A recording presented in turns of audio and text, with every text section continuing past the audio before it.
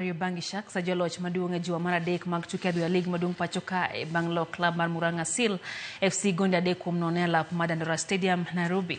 E lap mar Kenyatta Stadium Machakos gonde ariyo kowuok kuom jatugo Ryan Ogam no konyo klab mar Tusker wuok amodhi gonde ariyo kuom ariyo gi klab mar Kakamega Homeboys. Ogam noyudo gol ne mokwongo e dakika mar 15 kapok omedo gol mar ariyo tok dakika 14.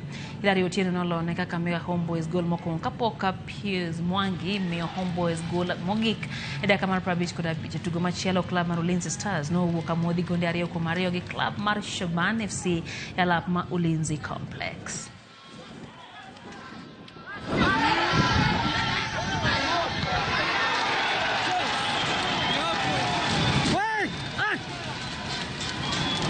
Tusker, they were good side, but we managed to draw. They were leading 2-0 by first half. Then at the second half, we drew the game. So it is better than nothing away match. So we are going to plan our home match to ensure that we have 3 points.